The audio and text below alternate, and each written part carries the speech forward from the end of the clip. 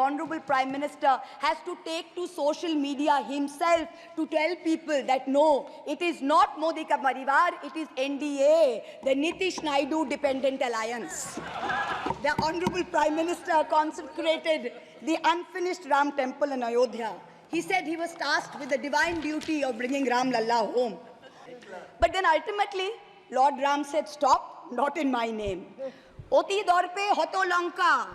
Too much arrogance, too much pride caused you to lose the kingdom of Lanka. The BJP lost in Ayodhya, Faizabad, where the temple is. ये तुम लोगों के नाम जपो में पहले सा आराम नहीं. ये तुम लोगों के नाम जपो में पहले सा आराम नहीं. जबरदस्ती के जय श्री राम में सब कुछ है, पर राम नहीं. हिंदुस्तान से मेरा सीधा रिश्ता है. तुम कौन हो बे? तुम कौन हो बे? क्यों बतलाऊं तुमको कितना गहरा है? ये देश ही अपना हासिल है जहां राम प्रसाद भी बिस्मिल है. मिट्टी को कैसे बांटोगे? सबका ही खून तो शामिल है. That's what they said. You can't divide us. You can't do it anymore. 7 months ago, on the 8th of December, this house was transformed into a Kuru Sabha, presided over by a blind Dhritarashtra, where Dushrasan Darbaris made every attempt to disrobe Draupadi. In the last year, a lot of people look at me and say, oh, Mahua, you must have lost a lot. You lost your membership, you lost your house. And by the way, I also lost my uterus due to a surgery. But you know what I gained? I gained what Rahulji said, the freedom from fear. I do not fear you. Yes. I will see the end of you. We will see the end of you.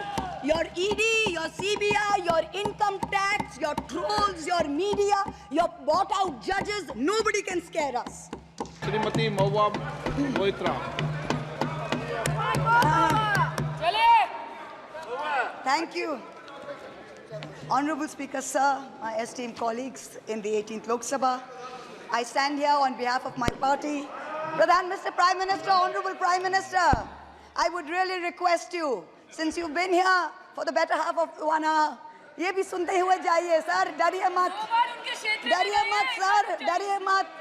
2 बार आ गए sir. You came to my area twice during the campaign, sir. आज तो सुन के जाइए sir. Never mind, my bad luck. Honorable Speaker, sir, Rahul, Honorable Speaker, sir, my esteemed colleagues in this newly constituted 18th Lok Sabha, I stand here on behalf of my party, the All India Trinamool Congress. कोई बात नहीं, वो मेरे LOP है, वो मेरे LOP है, वो already मुझे सुन चुके हैं, वो मेरे LOP है. Honorable Speaker, sir, my esteemed colleagues, in this 18th Lok Sabha, I stand here on behalf of my party, the All India Trinamool Congress, to speak on the Honorable President's address. The last time I stood here, sir, I was not allowed to speak. I was not allowed to speak. आप लोगों ने अरे let me finish. Dimple, let me finish. Guys, ignore. Let me finish. And जिसको जाना है, please जाइए, no problem. The last time I stood here, I was not allowed to speak. But the ruling party has paid a very heavy price for throttling the voice of one MP. मुझे बैठाने का चक्कर में जनता ने आपके 63 सदस्यों 63 जन को परमानेंटली बैठा दिया. You have gone down from 303 to 240. In my maiden speech in the Lok Sabha in June 2019, I spoke on the 7 signs of fascism that were taking over this country. 5 years to the date, on June 27, 2024, this House saw the unprecedented scene of the marshals welcoming the President of India, the Honorable President, with a Sengol in their hand. The Sengol is a symbol of the supreme authority of a monarch. It has no place in the temple of a constitutional democracy. But, Honorable Speaker, sir, it is understandable why this happened, because the BJP has still not understood that their 303 brute majority, their Rajtantra, has been reduced to a 240-seat minority by the Loktantra. They are still living in the world of the Sengol. This sudden change reality, this new reality is yet to sink in for the Treasury benches and especially for the speech writers of the Honorable President's address. The speech that the Honorable President read out, she said, the people of India have elected a stable government with a clear majority. Please do not embarrass the office of the President by using poorly edited cut and paste versions of old speeches. This is not a stable government. It depends on multiple allies with a history of U-turns. It has not got a simple majority. The BJP is 32 short of 272. It is going to be a very hard landing for the Treasury benches, as was obvious today. This time, there are 234 warriors this time, firmly united, and we have walked through fire to walk through these doors, so you will not be able to shut us up this time the way you did last time. There are numerous statements in the Honorable President's address that defy even a tenuous link to truth and to reality.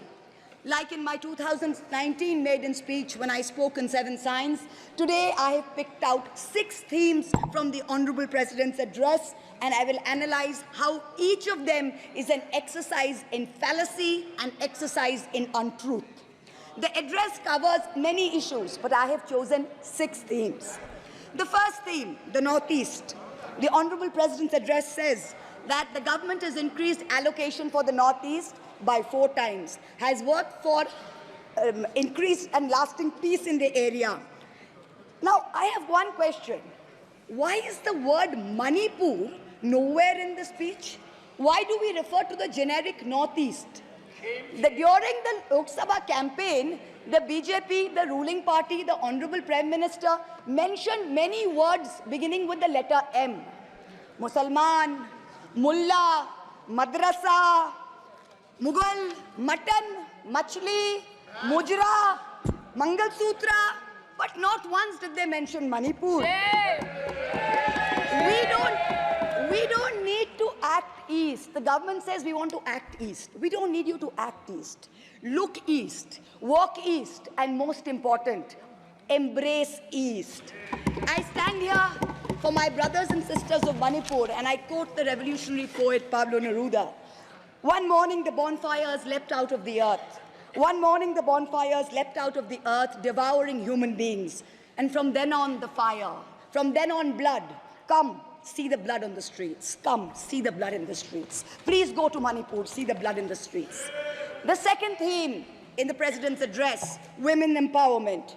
The speech says, women in our country have been demanding greater representation in the Lok Sabha and Vidhan Sabhas, and today they stand empowered by the Women's Reservation Act. This is a complete untruth. Firstly, you conveniently delayed reservation for women in parliament because you actually fear women. Yes. You fear Nari Shakti. Yes. You want their support, but you certainly don't want us here. The 17th Lok Sabha had 78 women, 14.3%. The 18th Lok Sabha, this Lok Sabha has only 74 women. 4 women less than last time, only 13.6%. The ruling party, the BJP, had called a special session to bring in the Women's Reservation Bill. They have got a shameful 30 women MPs out of 240, only 12.5%. It is only Mamata Banerjee's Trinamool Congress that in 2019 had 37%, and even this time has got 38%. The President's address talks of a comprehensive campaign by the government to enrich and make 3 crore women Lakhpati Didis. All that we have seen so far is a far more comprehensive campaign to make 1 Arabpati Dada. I'm sure I don't need to take his name in this house. I'm sure we all know who we are talking about. The third theme, Kashmir. The address mentions that after decades of shutdowns and strikes, the Kashmir Valley has voted in an atmosphere of stability and security. But if abrogating Section 370 was such a good idea, why did the ruling party, the BJP, not even dare to put up candidates in the 3 valley seats of Anantnag, Baramulla and Srinagar? If 370 was such a big deal and you were going to campaign on the basis of 370, you did not even dare to fight the seats. The Kashmir Valley has voted in MPs who were against your 2019 decision. You downgraded Ladakh into a union territory. You told them it was a temporary move. Today, 5 years later, the Ladakhis are still waiting. They have not got back their statehood. You have not given them a legislature. You have not included them in the 6th schedule. You have not given their demand of 2 separate seats of Leh and Kargil. As a result, in the current Lok Sabha, the Ladakhis have relegated you to 3rd position in the Lok Sabha. You lost it. The 4th theme in the Honorable President's address, the Election Commission of India. The speech expresses gratitude to the ECI for conducting the largest election in the world. With all humility, with no intent to denigrate the office of what used to be the august constitutional body of this land, let us as members of this opposition put on record that we won in spite of the EC, not because of it. The commissioners chosen by a government-dominated panel in willful disobedience of the Supreme Court turned a deaf ear to the most egregious violations of the Model Code of Conduct by the ruling party, by the Honorable Prime Minister with his hate-filled speeches and his divisive religion-based rhetoric. This country has been ashamed and disgusted by the language used against minorities during this campaign. This election will go down in history where an eager and compliant election commission turned a blind eye and a deaf ear against the excesses of the ruling party when the MCC was in effect. Opposition leaders were arrested, party accounts were frozen, ED and CBI even came into our election offices with impunity. Ultimately, the voters took charge and they said, "Bahut ho gaya. Enough is enough." The 5th theme, and here I have to commend the speechwriter's very dark, almost macabre sense of humor. The Indian Railways, aviation and infrastructure. The address says that work on the Ahmedabad-Mumbai bullet train is going on at a fast pace, and Indian Railways is doing feasibility studies for bullet train corridors in the north, in the south, in the east of India. Now I'm going to ask the government a question. Why are you, Honorable Chairperson? Is this a cruel joke? You are sanctioning 1,08,000 crores, 1,08,000 crores for one single Mumbai-Ahmedabad bullet train. A basic high-speed rail network costs 200 crores per kilometer. The Indian Railways is touting the Kavach anti-collision system. It's an automatic train protection system as the cheapest in the world, says 50 lakhs per kilometer is the cost. The total rail tracks in India is roughly about 126,000 kilometers. So the cost of covering all of India with Kavach is going to be 63,000 crores.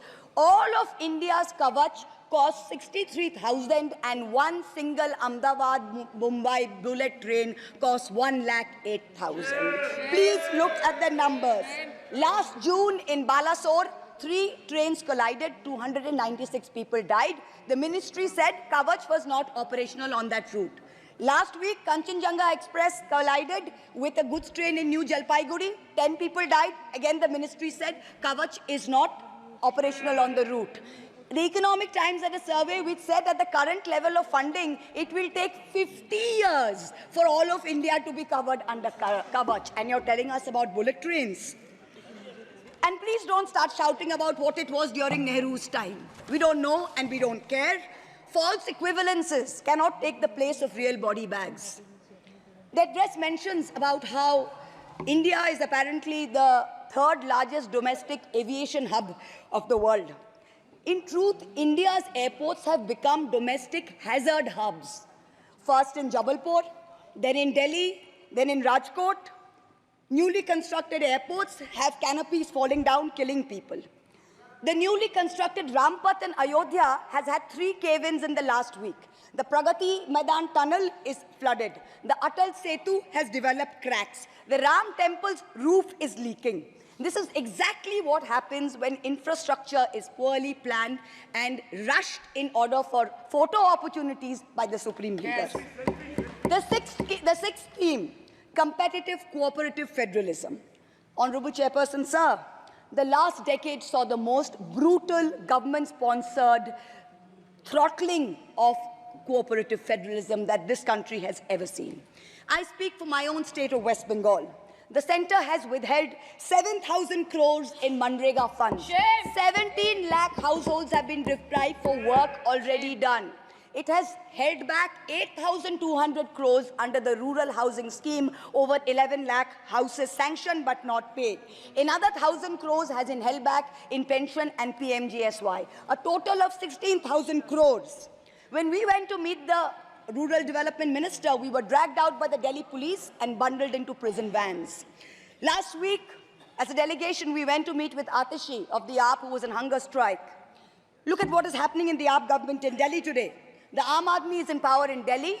There was a 1994 water sharing agreement which mandated Haryana to release 613 million gallons of water per day to Delhi.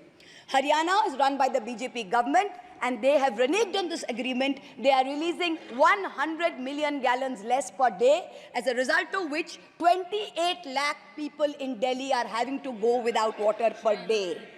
This government's competitive corporate federalism seems to be an exercise in how to compete on how to choke opposition-run states. भैया हमको बैठाना आप पे बहुत भारी पड़ा, हमको मत बिठाइए, बहुत भारी पड़ा आप पे, बहुत भारी पड़ा. The government spent the past 5 years. Honourable member, kindly you address to the chair. The government spent the first 5 years in almost perfecting an elected autocracy. And by the end of 2023, this government had reached the pinnacle of their arrogance, where this parliamentary democracy was replaced by a monstrous super cult, the cult of the supreme leader, the non-biological leader, born of the Paramatma, who stood in this house and proclaimed, "Ab ke baar 400 par, and ek akela kitno pe bhari pada." This was the turning point. This was the turning point when the destiny of the ruling party changed. Whether in Greek mythology, whether in Indian mythology, if you act with arrogance towards the gods, you will be punished. We have 33,000 gods in India. But in our democracy, the most supreme of them is the Gana Devata, the Lord of the people, and they have punished you. You may have formed a government again, but yours is a Pyrrhic victory, a victory which inflicts such a devastating toll on the victor that it is tantamount to a defeat. In Bengal, the supreme leader started his Vijay Sankalp Yatra on March 1st in the constituency of Arambagh, then came to Krishnanagar, then came to Barasat, ended on May 29th in Calcutta. मेरे ऊपर तो विशेष कृपा की उन्होंने, दो बार आए. The BJP lost all these seats. The Honorable Prime Minister did 23 campaign meetings in Bengal and lost in 20 seats. In Maharashtra, the Honorable Prime Minister campaigned in 18 seats. The NDA lost in 15 of them. Ek akela kitno pe bhari pada. In Punjab, he campaigned in Hoshiarpur, in Jalandhar, in Patiala, in Gurdaspur. The BJP all lost all the 4 seats. Ek akela kitno pe bhari pada. In Rajasthan, he campaigned at Banswara with the most disgraceful references to Muslims. In outright violation of the law, the EC kept quiet. Not only did the BJP lose Banswara by over 2 lakh votes, the BJP, which had won 25 on 25 in 2019 and won the state government only months ago, came down to 14 seats. Ek akela kitno pe bhari pada. 3 states, Uttar Pradesh, Maharashtra and Bengal, account for 170 seats. That is exactly 1/3 of India. The BJP won in only 54 of them. Ek akela kitno pe bhari pada. In 2019, the Prime Minister, the Honorable Prime Minister, had taunted the now leader of the opposition by saying that he must have used a microscope to find that one single seat in India where the minority were in majority. Honorable Chairperson, sir, it is so ironic that today the majority needed no microscope to turn the BJP into a minority. जहाँ भी majority है, वहीं आप ही minority बन गए. आप तो घुस-घुस के मारने वाले थे ना, इस बार तो जनता ने घुस-घुस के मार दिया. The treasury benches have always claimed that the opposition lacked in hard work and in merit. We are all part of a Parivarvad. We are dynasts. Whereas they are proud to be part of a meritocracy. They are proud to be part of a Modi ka Parivar. How ironic is it today that 20 ministers in the union cabinet are dynasts? How ironic is it that the Honorable Prime Minister has to take to social media himself to tell people that no, it is not Modi ka parivar, it is NDA, the Nitish Naidu Dependent Alliance.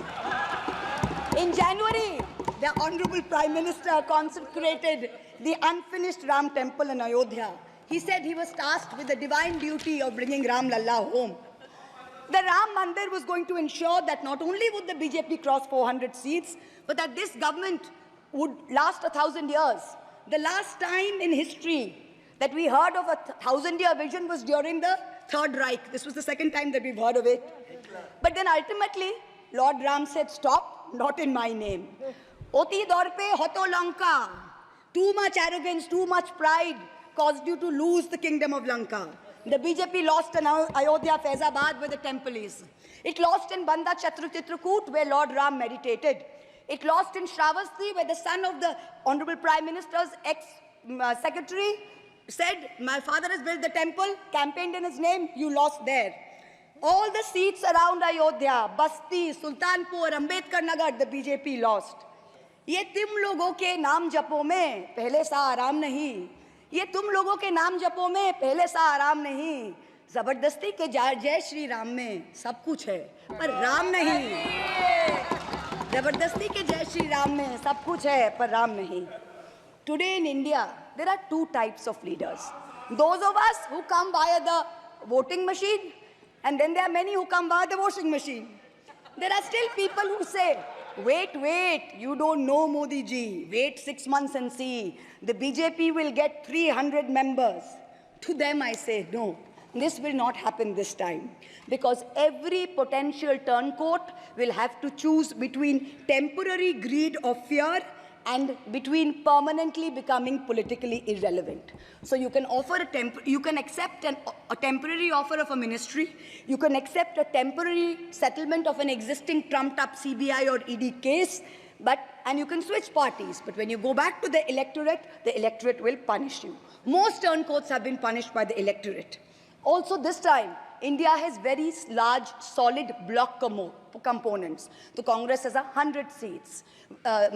SP has 37 seats. Trinamool has 29 seats. DMK has 22 seats. NCP and UPTA have 17 seats. So this is not a ragtag bunch of members that you can lure away. This is a solid bloc. So yes, it's a question of time. But the question is not whether they will get 300. The question is when people will join us and we will cross 272. The ruling party's politics have always been along the lines of religious hate and ethnic divisiveness. But even at the height of their power, when they got 303 seats, 1 out of 2 Hindus had not voted for the BJP. This time, even in their core Hindi heartland, their core voters have deserted them. The Muslims in India, over 250 of them, called infiltrators, called terrorists in the land of their birth, waited silently, patiently, and bided their time. And in one voice during this election, in every state, they stood up and they told the government, and I quote the poet Puneet Sharma, Hindustan se mera seedha rishta hai. Tum kaun ho be? Tum kaun ho be? Kyun batlau tumko? Kitna gehra hai? The Dalits, whom the BJP paid lip service to for so many years, realized that even the talk of 400 seats meant that Baba Saheb Ambedkar's constitution was in danger, and they deserted the party.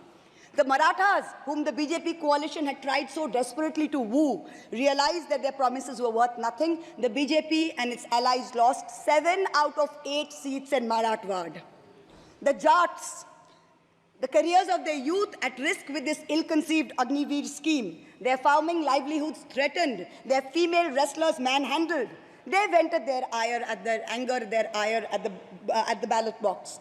Ultimately, it was the BJP's policies of exclusion, not inclusion. You wanted to exclude everybody, and that was your undoing. You didn't need Muslims. You trampled on Dalits. You ignored farmers. You ignored Jats. You marginalized Kashmiris. Well, they consolidated their voice during this election pan-India, and today they don't need you.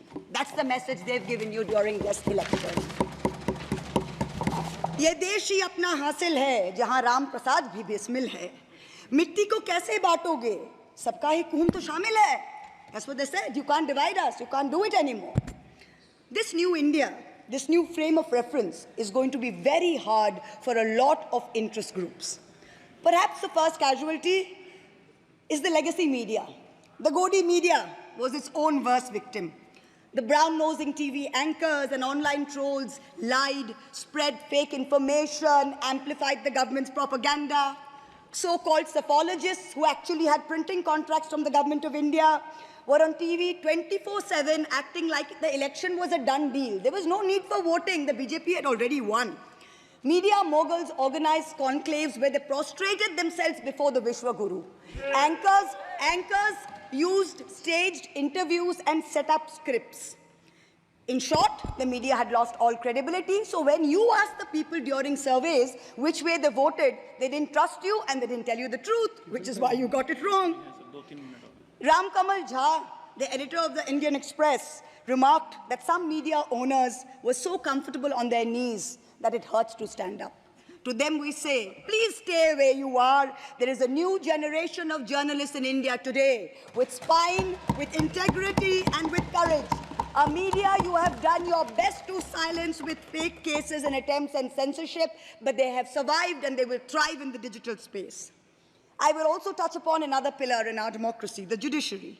2 days ago, the Honorable Chief Justice of India, while on a visit to Calcutta, remarked that judges were not deities. They are here to dispense justice with compassion. Just as one can't be partly pregnant, you either are or you're not. Justice and democracy too must be absolute. They cannot partly be in effect. The retirement age for High Court justices is 62, and the retirement age for Supreme Court judges is 65. Now, this has unfortunately contributed to High Court judges kowtowing to the Supreme Court Collegium and to the government for a last-minute elevation to be able to serve for 3 more years and then qualify for further sinecures, such as the head of the Lokpal, the head of the National Human Rights Commission, chairman of various tribunals. It has come to such a state that opposition leaders framed in politically motivated cases are denied and bail and denied justice simply because judges are even scared to touch their case for fear of offending the government. Today I say, the poorest people in India who have perhaps the most to lose from offending the government in power, they have shown spine and risen to the occasion. Your lords and ladyships, heed thy inner voice, have a spine, rise to the occasion. 7 months ago, on the 8th of December, this house was transformed into a Kuru Sabha, presided over by a blind Dhritarashtra, where Dushrasan Darbaris made every attempt to disrobe Draupadi. The ethics committee that voted to recommend my expulsion on the 9th of November, they voted 6-4, had 10 members and 1 chairperson. Of the 5 Lok Sabha members from the BJP, 4 have not returned to the House. The chairperson, a BJP member, has also not returned. The Congress turncoat from Punjab who voted against has also not returned. The BJP lady MP from Maharashtra who started the debate in the House on behalf of the BJP has also lost. Much like Lord Krishna protected Draupadi, the people of Krishnanagar have protected me. In the last year, a lot of people look at me and say, oh, Mahua, you must have lost a lot. You lost your membership, you lost your house. And by the way, I also lost my uterus due to a surgery. But you know what I gained? I gained what Rahulji said, the freedom from fear. I do not fear you. I will see the end of you. We will see the end of you. Your ED, your CBI, your income tax, your trolls, your media, your bought-out judges, nobody can scare us. The people of India are patient. They will wait patiently for this government to fall. And I hope that whoever writes the next speech for the Honorable President of India will give her the respect and the honor due by not filling it with falsity. This government has dishonored the office of the President by giving her a script that is full of lies. We wait, and the people of India wait, for the restoration of her honor and for the honor of her august office. It is in this hope that I bow my head to the holiest of our books in its 75th year of adoption. Hail the Constitution, Joy Sangvidhan. Thank you.